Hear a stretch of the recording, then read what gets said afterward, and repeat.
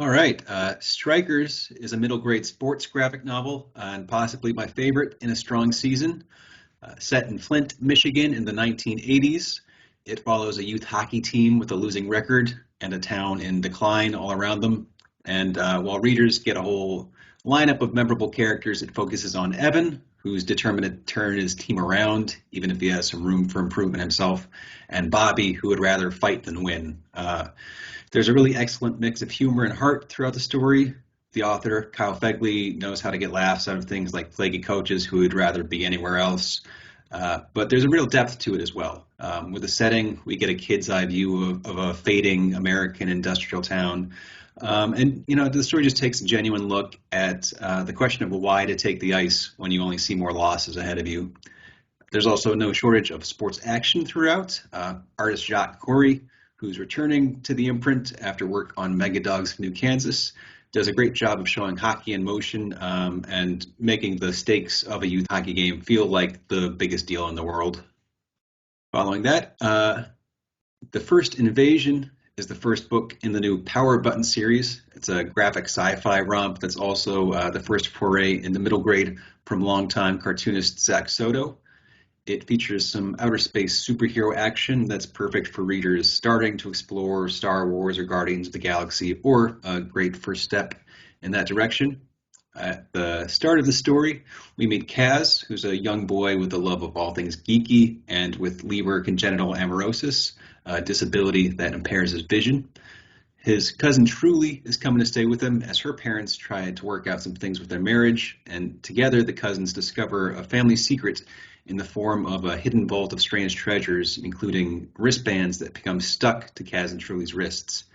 Cut to outer space, where Maximo Skulldigg, a member of the world-conquering Ford Empire, has been tasked by his bullying older brother to capture the planet Earth. So when Kaz and Truly take a trip into the city, we learn that the bands on their wrists are even attracting these alien conquerors. And their town becomes the first target of the Horde's attack. Fortunately, we also learned that the cousins' wristbands summon an outer space knight named Transcyclo, who the kids can command to rescue their corner of the Pacific Northwest. The first volume ends with Skulldigg and the Horde defeated for now, and the cousins understanding each other a little better, but with the possibility of more adventures to come. And the whole story unfolds in a cool, limited palette style with enough action and humor to engage reluctant readers or kids who already embrace graphic novels. Next up are the first two volumes in the Robot Maker series, which will be publishing in translation from their Korean language editions. These graphic novels feature a fun, energetic approach to STEM learning, and the T and the E in particular, introducing readers to concepts that make robotics possible. And they combine that with the stakes of almost sport-like competitions and stories that depict the adventures of a competitive robot-making club. As the series begins, a soccer fanatic and transfer student goes looking for like-minded friends at his new school. But when he checks in on the school's soccer club, he finds a room full of kids controlling soccer-playing robots, and soon he's stuck in the middle of a rivalry between the robot soccer club and its battle robot rivals. Each title in the Robot Makers series will highlight a particular area of robotics, and in addition to the book's lively artwork, each book also includes nonfiction sections with supplementary scientific and historical information. Those include key concepts, famous figures, power sources, and more. It's something new for GU, and it's going to be a lot of fun. Of course, The Wolf in Underpants is back. This is a well-loved, well-performing series. In this one, the wolf comes back from vacation to see that nearly every critter in the forest is now wearing his signature striped undies. An identity crisis follows as the wolf starts to wonder who exactly he is if everyone else is sporting his same look.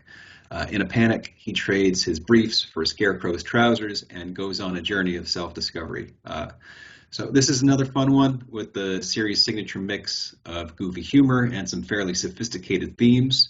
This time the authors are tackling conformity, identity, even branding, as well as introducing readers to a sage-like sheep at the top of a mountain who might have the right advice to get the wolf's head back on straight. Or maybe the wolf will just return home again to find his underpants are already very last season. Following that, Kirk is called the first Timothy Dino-Man book, action-packed, save-the-world drama mixed with humor and heart. And in fall 23, the series returns with more of the same in Timothy Dino-Man and the Attack of the Dancing Machines. In the second volume of this middle grade adventure project, the Iguanodon secret agent Timothy discovers criminals have been using technology from the labs of worldwide tech celebrity Ellis Herron. And Timothy is excited to stop whoever is stealing from the famous inventor. And time is of the essence because Herron's about to throw a worldwide party to celebrate his success. But as the party draws nearer, Herron himself comes under suspicion, along with the robot dance squad he's programmed for the occasion, which means, in the story's climax, readers get to see one iguanodon versus dozens of dancing machines in a delightful and very elaborate battle that really has to be seen to believe. After that, Knight and Dana is a standalone young adult graphic novel and the YA debut of acclaimed cartoonist Anya Davidson. Davidson's the author of books like Banned for Life, which book form called a superb, rollicking comic, and her work has been published in places ranging from Mad Magazine to the Chicago Reader. She currently teaches at the School of the Art Institute of Chicago, although Knight and Dana transports readers to a Florida beach town. There, its main character, Dana Drucker, fights boredom by filming pranks involving horror-inspired special effects. And after one prank lands Dana and her best friend Lily in trouble, the girls are required to find a more acceptable channel for their creativity if they want to graduate high school. So they join a community film class, and as Dana and Lily begin making a short film for their class project, they start to realize how they've started to grow apart, leading Dana to wonder what her future holds. Planning the film also leads Dana to meet Daphne Ocean, a local environmental activist and self-proclaimed water witch, who starts to serve as a mentor to Dana. But when work on the movie really collapses, Dana's pushing away old friends and new ones all of a sudden. It's not until she realizes she can contribute to climate activism herself, using the same special effects skills she's been using for many movies, that her future really starts to take shape. So in some ways, this is a YA story that feels very classic in depicting someone coming of age, but it has a really unique attitude and a very strong voice too. There's a great sense of humor, great sense of place, and it's another book in the new season that just doesn't look like anything else. We say in the cover copy that it's a coming of age story for this era, a graphic novel about making art and growing up when it feels like the world's on fire, and that really sums it up. The Bodyguard Unit is a work of graphic history from author Clement Javier and artist Lisa Lugren, translated from the French by award-winning translator Edouard Gavin. It focuses on the suffragist movement in England of the early 20th century, in which women were demanding the right to vote and facing a violent pushback. The main subject here is Edith Garud, who was a self-defense instructor who became involved with the suffragist organization, the Women's Social and Political Union. Specifically, Garud began to train suffragists in the martial art of jiu-jitsu, so they were more prepared for the clashes of the era, even when encountering much larger opponents. The book does a couple of cool things, including shining a light on an influential figure on social and women's history, someone definitely not known to all U.S. readers. And it also resonates with our current moment when many readers may feel like voting rights are not something they can take for granted.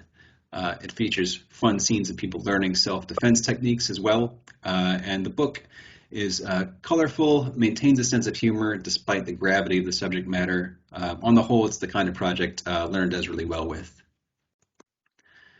And then finally, for the library markets, we have a new twist on an old favorite with these library-bound bind-ups we're calling Graphic Mythology. Each book collects 2 titles from the Graphic Myths series, arranging them by a theme or some graphic double features.